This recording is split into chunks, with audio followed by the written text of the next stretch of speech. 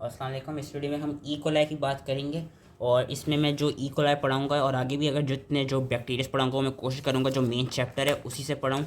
लेकिन अगर तो आप लोग मेन चैप्टर से नहीं पढ़ सकते, मुश्किल लग रहा है क्योंकि इट इज़ थोड़ा सा बड़ा, पीछे आप समरी से पढ़ना चाहते हैं तो इट इज़ ऑल्सो ओके। जो पीछे समरी लिखी है ये भी अच्छी लिखी है। आप लोग ये भी कर सकते हैं कि जो मेरी वीडियो है उसको देखने ऐसा ओवरव्यू, फिर इस पीछे से सारा अगर पढ़ी हुई है तो आपको सब समझ आ जाएगा। तो ई कोलाई की बात करते हैं। E coli it is one of the most important bacteria. इसकी कुछ डिजीज़ पढ़ लेते हैं। ये कौन कौन से डिजीज़ कराते हैं जो याद रखनी है। यूटीआई कराता है मोस्ट इंपॉर्टेंटली, ये सेप्सिस करा सकता है, ये नियोनेटल मेनिंजाइटिस कराता है, ये ट्रैवलर्स डायरिया कराता है जो कि वाटरी डायरिया होता है, और इसका एक स्ट्रेन होता है O157H स्ट्रेन जो क्या कराता है ब्लडी डायरिया कराता है और हीमोलिटिक यूरीमिक सिंड्रोम कराता है। उसकी कुछ इंपॉर्टेंट प्रॉपर्टीज़ क्या हैं। ये लैक्टोज फर्मेंटिंग बैक्टीरियाज होते हैं। इनकी जो वो होती है हैबिटेट होती है कोलोन होती है और फीसेस होती हैं, और ये स्ट्रेट ग्राम नेगेटिव रॉड होते हैं। और इनके कुछ इनकी वो एक तरफ से डिफरेंट, इनके पास 3 डिफरेंट एंटीजन्स होते हैं। ओ एंटीजन जो कि सेल वॉल एंटीजन कहलाया जाता है, एच एंटीजन जो कि फ्लैजेलर एंटीजन होते हैं, और के एंटीजन जो कि कैप्सुलर एंटीजन होते हैं। और ये मोर देन 1000 या ऑलमोस्ट अबाउट 1000 के करीब होते हैं, बहुत सारे होते हैं। इनकी पैथोजेनेसिस के क्या वो हैं, क्या रूट्स हैं। यूटीआई जो ई कोलाई कराता है वो जो पेशेंट का अपना ही कॉलोनिक कॉलोनिक फ्लोरा होता है वो जाके कॉलोनाइज कर लेता है यूरोजेनेटल एरिया पे, उसकी वजह से यूटीआई होता है। नियोनेटल मेनिंजाइटिस के लिए जब बच्चा ड्यूरिंग नॉर्मल डिलीवरी मदर्स की बर्थ कैनाल से आ रहा होता है तो उसकी वजह से उसको नियोनेटल मेनिंजाइटिस के कहते हैं, हो सकता है वहाँ से सोर्स आती है ई कोलाई की। ट्रैवलर्स डायरिया के लिए कि अगर किसी बंदे ने कहीं कहीं पे सफ़र कर रहा हो या कहीं डिफरेंट मुल्क गया, वहाँ पे उसने क्या कहते हैं कॉन्टेमिनेटेड फूड या कॉन्टेमिनेटेड वाटर खा पी लिया और वो कॉन्टेमिनेटेड फूड वाटर जो कि ह्यूमन फीसिस के साथ कॉन्टेमिनेटेड हो, उसकी वजह से ट्रैवलर्स डायरिया होता है। और एक स्ट्रेन होता है एंटेरो हेमोराजिक ई कोलाई जो कि क्या कराता है हेमोराजिक, यानी O157 वाला कैटल्स के अंदर ये स्ट्रेन पाया जाता है। ये ब्लडी डायरिया कॉज कराता है और ये हीमोलिटिक यूरेमिक सिंड्रोम कॉज कराता है। और ये कैसे होता है, अगर आप अनकुक्ड बीफ खा लें, यानी आप कुछ अनकुक्ड हैम बर्गर्स खा लें। इसके विरुलेंस फैक्टर्स क्या हैं, पिलाए है, कैप्सूल है, एंडोटॉक्सिन है और 3 एक्सोटॉक्सिन है जिनको एंटेरोटॉक्सिन कहते हैं। इनमें से जो 2 एंटेरोटॉक्सिन्स हैं वो वाटरी डायरिया कॉज कराते हैं। वो 2 एंटेरोटॉक्सिन्स कौन से होते हैं, वो 2 एंटेरोटॉक्सिन्स आपके होते हैं हीट लेबाइल टॉक्सिन और हीट स्टेबल टॉक्सिन। और जो ब्लडी डायरिया और हीमोलिटिक यूरेमिक सिंड्रोम कॉज कराता है वो कौन सा होता है, वो आपका जो एंटेरोटॉक्सिन होता है वो हम अभी आगे पढ़ेंगे, वो बेसिकली शिगा टॉक्सिन होता है। उसको शिगा टॉक्सिन इसलिए कहते हैं क्योंकि वो बिल्कुल शेगेला के टॉक्सिन की तरह होता है। तो इंटेस्टाइनल ट्रैक्ट इन्फेक्शन ये कैसे कराते हैं, सबसे पहले तो वो जगह पे जाके अपनी जेजुनम और इलियम पे एडहेयर करते हैं पिलाई से। पिलाई से एडहेयर करने के बाद वो क्या कराते हैं, वो एंटेरोटॉक्सिन्स को रिलीज़ कराते हैं। और एंटेरोटॉक्सिन्स मैंने क्या कहा, जो वाटरी डायरिया का कॉज कराते हैं उनमें 2 आते हैं, हीट लेबाइल और हीट स्टेबल। हीट लेबाइल और हीट स्टेबल में याद रखना कि जो हीट लेबाइल टॉक्सिन है वो बिल्कुल कॉलरा के टॉक्सिन की तरह होता है। हम जब वीडियो कॉलरा पढ़ेंगे तो उस वीडियो में मैं बता दूंगा। लेकिन कॉलरा का टॉक्सिन बेसिकली ऐड कैसे करता है, ये जो हीट लेबाइल टॉक्सिन है ये ऐड कैसे करता है, ये क्या कराता है, ये एडिनाइलेट साइक्लेस को स्टिमुलेट कराता है। इसके पास क्या होती है, एडीपी राइबोसाइलेटिंग एक्टिविटी होती है, जिसकी वजह से ये क्या करता है, ये करता क्या है कि जो स्टिमुलेटरी जी प्रोटीन होती हैं उनको एडीपी राइबोसाइलेट करके उनको स्टिमुलेट करके ये एडिनाइलेट साइक्लेस को एक्टिवेट करता है। एडिनाइलेट साइक्लेस के एक्टिवेट होने से होता है कि साइक्लिक एएमपी इंक्रीज होता है। साइक्लिक एएमपी के इंक्रीज होने से जो cyclic AMP dependent protein kinesis होते हैं वो इंक्रीज होते हैं। और जब वो इंक्रीज हो जाते हैं तो उनके इंक्रीज होने से होता क्या है कि आपके कुछ ट्रांसपोर्टर प्रोटीन्स जो होती हैं वो फॉस्फोराइलेट होकर उनकी सिंथेसिस हो जाती है, कुछ ट्रांसपोर्टर्स की कुछ वही ट्रांसपोर्टर्स की, आयन ट्रांसपोर्टर्स की। और आयन ट्रांसपोर्टर्स का फंक्शन क्या होता है कि वो डिफरेंट आयंस की, जिस तरह पोटेशियम हो गए, क्लोराइड हो गए, सोडियम हो गए, इन सब आयंस की वो क्या कराती हैं, वो उन सब आयंस का इफ्लक्स कराते हैं एंटेरोसाइट्स के ल्यूमन में। और फिर वहाँ से आपके जितने भी आयंस हैं और जो वाटर है वो सारा थ्रू वाटरी डायरिया लॉस हो जाता है। और कॉलर टॉक्सिन का भी यही मोड ऑफ एक्शन है। जो दूसरा एंटेरोटॉक्सिन है जो कि हीट स्टेबल टॉक्सिन है, वो क्या करता है, वो ग्वानाइलेट साइक्लेस को स्टिमुलेट करके फिर वो वाटरी डायरिया कॉज कराता है। इसका याद रखना कि ये जो एंटेरोटॉक्सिन्स हैं ये इन्फ्लेमेशन कॉज नहीं करते, ये इंटेस्टाइनल म्यूकोजा को इन्वेड नहीं करते, और ये सिर्फ वाटरी डायरिया कॉज करते हैं। जो एंटेरो हिमोरेजिक स्ट्रेन होता है ई कोलाई का, वो ब्लडी डायरिया कॉज कराता है। और वो कैसे कॉज कराता है, एक एक्सोटॉक्सिन प्रोड्यूस करता है जिसका नाम है शिगा टॉक्सिन। और ये शिगा टॉक्सिन एक्ट कैसे करता है, ये एक्ट ऐसे करता है कि बेसिकली ये एक ग्लाइकोसाइडेस होता है। और ये करता क्या है कि जो सबसे बड़ी राइबोसोमल आरएनए होती है 28S राइबोसोमल आरएनए, उसमें से ये करता है कि एडेनिन को रिमूव कर देता है। जब वो एडेनिन को रिमूव कर देता है तो फिर जो प्रोटीन सिंथेसिस होती है वो स्टॉप हो जाती है। और जो ये शिगा टॉक्सिन है इसका एक और नाम है वेरोटॉक्सिन। और ये जो वही O157H7 स्ट्रेन है जो कि बेसिकली यही ब्लडी डायरिया कॉज करा रहा है। और ये होता कैसे, following injection of under cooked hamburger often at a fast food restaurant.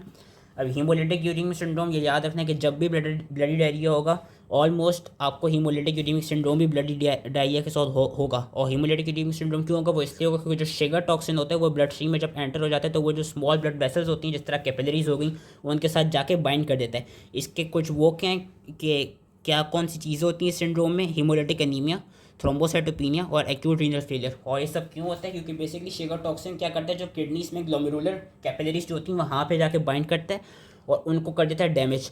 अब जब वो कैपिलरीज डैमेज हो जाती हैं तो उसकी वजह से होता है कि जो रेड ब्लड सेल्स वहाँ पे आते हैं वो भी जब उस जगह को पास करते हैं ना तो वो भी डैमेज हो जाते हैं। और जो डिस्टॉर्टेड रेड ब्लड सेल्स होते हैं उनका नाम क्या होता है? उनका नाम होता है शिस्टोसाइट्स। याद रखना है। थ्रोम्बोसाइटोपिनिया कैसे होता है? थ्रोम्बोसाइटोपिनिया ऐसे होता है कि जब वो जो साइट डैमेज हो गई वहाँ पे ज़्यादा से ज़्यादा प्लेटलेट्स एडहेयर करेंगे, एग्रीगेट करेंगे, जिससे जो प्लेटलेट्स की नॉर्मल वो है काउंट है वो कम हो जाएगी। और एक्यूट रीनल फेलियर भी इसी तरह होगा कि जो किडनी के एपिथेलियल सेल्स होंगे और वही जो ग्लोमेरुलस है वो सारे डैमेज हो रहे हैं, उसकी वजह से एक्यूट रीनल फेलियर हो जाएगा। यूटीआई कौन कॉज कराते हैं? यूटीआई ई कोलाई की ओ सीरोटाइप्स कॉज कराती हैं। और इसकी क्या पैथोजेनेसिस है? बेसिकली जो ये अपने पिलाई के थ्रू क्या करते हैं, जो यूरिनरी ट्रैक्ट एपिथेलियम है वहाँ पे बाइंड करते हैं। और वहाँ पे जो रिसेप्टर्स होते हैं जिन पे बाइंड करते हैं उन रिसेप्टर्स के पास क्या होता है? उन रिसेप्टर के पास गैलेक्टोज के डायमर्स होते हैं। और इसकी प्रिवेंशन के लिए या इसकी ट्रीटमेंट के लिए हम क्या देते हैं? हम आगे भी पढ़ेंगे, हम क्रैनबेरी जूस देते हैं क्योंकि क्रैनबेरी जूस में देखा गया इट कंटेन्स सच फ्लेवोनॉइड्स। उन फ्लेवोनॉइड्स की वजह से होता क्या है, वो जो बाइंडिंग होती है ई कोलाई की उस बाइंडिंग को वो इनहिबिट कर देते हैं। उस इनहिबिशन की वजह से जो पिलाई वो सही से अपने रिसेप्टर्स पर बाइंडिंग कर पाता और फिर वो यूटीआई कॉज नहीं करा सकता। सिस्टेमिक इन्फेक्शन में क्या होता है कि जो कैप्सुलर पॉलीसेकेराइड है वो बेसिकली इंटरफेयर करता है फेगोसाइटोसिस से। इसमें नियोनेटल मेनिंजाइटिस को कॉज कराने के लिए जो कैप्सुलर K1 एंटीजन है वो इंपॉर्टेंट है। K1 एंटीजन जो कि कैप्सुलर होता है वो नियोनेटल मेनिंजाइटिस कॉज कराता है। और जो एंडोटॉक्सिन जो है ई कोलाई का, जो कि ई कोलाई की सेल वॉल पे होता है, वो क्या कराता है? वो आपको जो भी क्या कहते हैं एंडोटॉक्सिन से रिलेटेड जो हमको जो सेप्सिस से जो हमें मिलते हैं सिम्टम्स, वो फीवर, हाइपोटेंशन और डिससेमिनेटेड इंट्रावेस्कुलर कोगुलेशन कॉज कराता है। आगे को इसकी जो क्लिनिकल फाइंडिंग्स और लैब डायग्नोसिस हैं, क्लिनिकल फाइंडिंग्स के लिए ये सब पढ़ने की ज़रूरत नहीं है, आप पीछे से भी पढ़ सकते हैं या आप मेन ये टेबल पढ़ सकते हैं। इस टेबल में सब चीज़ें इंपॉर्टेंट सी लिखी हुई हैं और जो यूज़फुल चीज़ें वो लिखी हुई हैं कि वो क्लिनिकल फाइंडिंग्स जो with in the intestinal tract मिलती हैं कि वाटरी नॉन ब्लडी डायरिया जिसको ट्रैवलर्स डायरिया कहते हैं, उसमें मेजर पैथोजेनिक फैक्टर क्या है? अभी हमने पढ़ा एंटेरोटॉक्सिन, कौन से? हीट स्टेबल और हीट लेबाइल, जो कि साइक्लिक एमपी और साइक्लिक ग्वानलाइट साइक्लेस को इंक्रीज करते हैं। लेबोरेटरी रिजल्ट में क्या मिलेगा? नो आरबीसी और डब्ल्यूबीसी इन स्टूल। जो ब्लडी डायरिया कॉज करा रहा होगा, जो हीमोलिटिक यूरिमिक सिंड्रोम कॉज करा रहा होगा, वो होगा शेगा टॉक्सिन, ई कोलाई का O157 स्ट्रेन। और ये क्या करता है? प्रोटीन सिंथेसिस को इनहिबिट करता है। अभी हमने पीछे पढ़ा, उसमें आरबीसी हमें स्टूल में मिलेंगी और हमें शिस्टोसाइट्स मिलेंगे ब्लड स्मेयर में। शिस्टोसाइट्स क्या होते हैं? बेसिकली ये होते हैं कि जब हीमोलिटिक एनीमिया की कॉज यही है कि जो एक्सोटॉक्सिन इंड्यूस्ड कैपिलरी डैमेज होता है, यूजुअली ग्लोमेरुलस की capillary damage, it results in damage to the red cells as they pass through the capillaries and these distorted fragmented red cells are called schistocytes. Clinical findings outside intestinal tract, UTI की cause pathogenic factor क्या है? वो पिला है जिसके पास जो अपने galactose dimer के साथ ब्लैडर के म्यूकोजा में अटैच होता है। इसमें हमें लेबॉर्ट्री में डब्ल्यूबीसी मिलेंगे यूरिन में। नियोनेटल मेनिंजाइटिस के लिए अभी पता है K1 कैप्सुलर पॉलीसेकेराइड होता है जिसमें हमें डब्ल्यूबीसी मिलेंगे स्पाइनल फ्लूइड में। और सेप्सिस के लिए वही एंडोटॉक्सिन जो कि इंड्यूस कराता है फीवर, हाइपोटेंशन, में हमें ल्यूकोसाइटोसिस मिलेगा। इसकी लैब डायग्नोसिस क्या है? इसकी लैब डायग्नोसिस यही है कि ये ब्लड एगार प्लेट पे और EMB एगार प्लेट पे, जो कि एओसिन मेथाइलिन ब्लू एगार प्लेट होती है या मैकोन्स्कीस एगार में, इसको हम ग्रो कर सकते हैं। ये लैक्टोज फर्मेंटिंग है और ये पिंक कॉलोनीज फॉर्म करता है। EMB एगार पे इसका एक मेन कैरेक्टरिस्टिक्स है, ये ग्रीन शीन देता है, ग्रीन कलर की फाइंडिंग देता है। और जो पीछे को समरी जो लिखी है उसमें इन्होंने एक और चीज़ बताई है कि ट्रिपल शुगर आयरन टेस्ट से वो एसिड स्लांट और गैस की फॉर्मेशन देता है लेकिन हाइड्रोजन सल्फाइड की फॉर्मेशन नहीं देता। और जो O157H7 जो स्ट्रेन है, ये जो ब्लडी डायरिया कॉज करा रहा है वो सॉर्बिटोल को फर्मेंट नहीं करता। इसकी ट्रीटमेंट क्या है? इसकी ट्रीटमेंट ये है कि जो यूटीआई है, यूटीआई को ट्रीट करने के लिए हम सल्फोनामाइड्स दे सकते हैं, जिस तरह हम ट्राइमेथोपेन और सल्फामेथोक्सोजोल दे सकते हैं। जो पाइलोनेफ्राइटिस है वो ट्रीट किया जा सकता है सिप्रोफ्लोक्सासिन या सेफ्ट्राइक्सोन से। पाइलोनेफ्राइटिस और सिस्टाइटिस बेसिकली ये है जब वो यूरिथ्रा से जब वो एंटर करेगा, फिर यूरिथ्रा से एंटर करने के बाद क्या होगा? वो चला जाएगा, अगर तो उसे ब्लैडर तक गया तो सिस्टाइटिस कॉज करेगा। उसको ट्रीट करने के लिए हम सल्फामेथोक्सोजोल और ट्राइमेथोप्रिम दे रहे हैं। और अगर तो वो ब्लैडर से आगे जाकर यूरिथ्रा के थ्रू किडनी में चला गया तो वो पाइलोनेफ्राइटिस कॉज कराएगा, जिसके लिए हम सिप्रोफ्लोक्सासिन और सेफ्ट्राइक्सोन देते हैं। वो इकोलाई अगर सेप्सिस कॉज कराने लग जाए तो उसके लिए हम थर्ड जनरेशन स्पोरिन देते हैं, जिस तरह सेफोटैक्समी, और हम इसको विद या विदाउट अमाइनोग्लाइकोसाइड देते हैं, जिसमें एग्जांपल आ जाती है जेंटामाइसिन की। जो न्यूनेटल मेनिंजाइटिस होते हैं उसको हम एम्पिसिलिन और सेफोटैक्समी, वही थर्ड जनरेशन सेफेलोस्पोरिन के कॉम्बिनेशन के थ्रू ट्रीट किया जाता है। ट्रैवलर्स डायरिया को ट्रीट करने के लिए क्या देते हैं ट्रैवलर्स डायरिया, तो यूजली कोई एंटीबायोटिक नहीं दी जाती। हाँ, एक आइमोडियम होती है जिसका नाम होता है लोप्रामाइड। आइमोडियम क्या कराती है, basically it shortens the duration of symptoms. Azithromycin is the drug of choice for moderate और severe travelers diarrhea. Bloody diarrhea जो होता है, जो कि हीमोलिटिक यूरिन सिंड्रोम भी कॉज करा सकता है, इसके लिए याद रखना है कि हमें हीमोलिटिक यूरिन सिंड्रोम को ट्रीट करने के लिए हमें शिगा टॉक्सिन जो ब्लडी डायरिया कॉज करा रहा है, ब्लडी डायरिया को ट्रीट करने के लिए कभी भी एंटीबायोटिक नहीं देनी। वो इसलिए नहीं देनी क्योंकि अगर हम एंटीबायोटिक देंगे तो उसकी वजह से होगा क्या, जो आपका बैक्टीरिया होगा नो डाउट वो ख़त्म तो हो जाएगा, लेकिन वो ख़त्म होते होते इतने सारे शिगर टॉक्सिन्स प्रोड्यूस कर देगा जिसकी वजह से ब्लडी डायरिया को ट्रीट तो हम कर देंगे, लेकिन ब्लडी डायरिया को ट्रीट करने के वजह से आपको हीमोलिटिक यूरिमिक सिंड्रोम हो जाएगा, क्योंकि जो बैक्टीरिया नो डाउट ख़त्म हो गया, लेकिन बैक्टीरिया ने इतने सारे शिगर टॉक्सिन्स प्रोड्यूस कर दिए कि वो सारे शिगर टॉक्सिन्स क्या करेंगे, वो हीमोलिटिक यूरिमिक सिंड्रोम को कॉज कर देंगे।